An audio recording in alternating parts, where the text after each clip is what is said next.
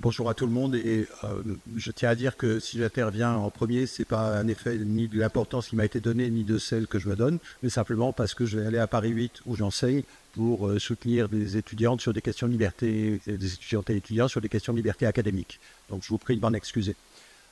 Quelques mots pour prolonger, pour participer, parce que en fait, je crois que si nous nous retrouvons ici, c'est que nous avons compris qu'il fallait essayer de faire des choses et qu'il était finalement moins épuisant de s'épuiser à s'engager que d'y renoncer.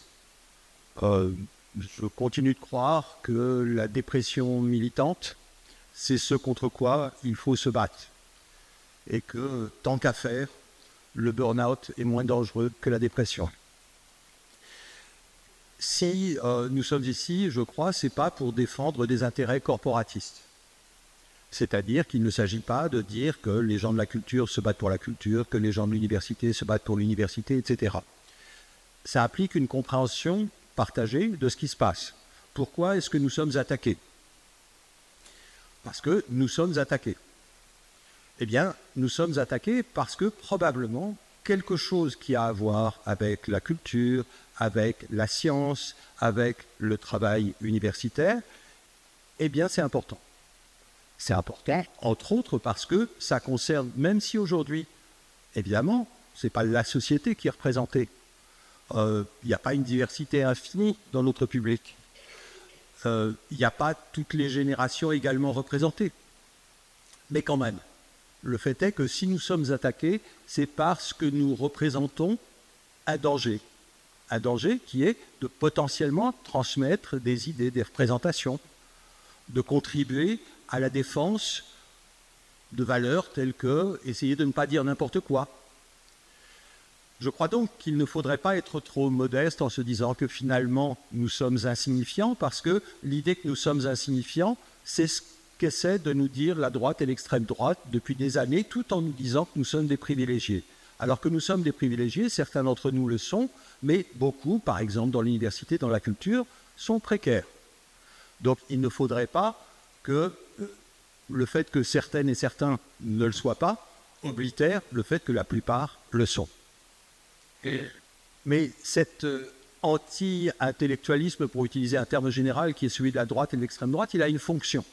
Il a une fonction qui est de nous dire que les vraies élites, c'est les gens qui sont ici.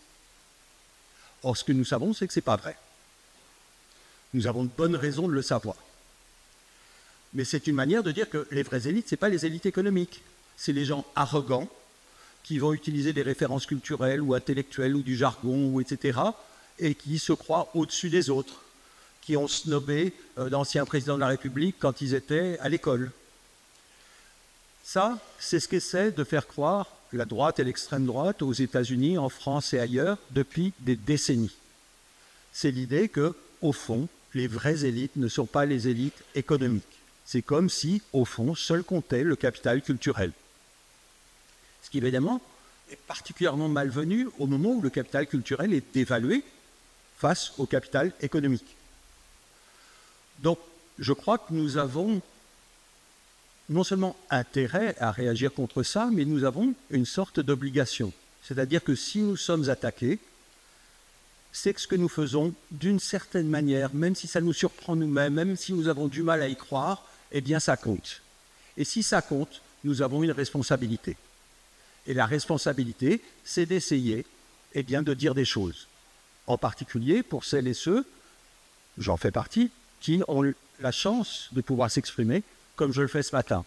Donc, encore une fois, et j'arrête là-dessus et je vous remercie beaucoup d'avoir eu la gentillesse de m'écouter dès le début, je pense que le pire, c'est la dépression militante.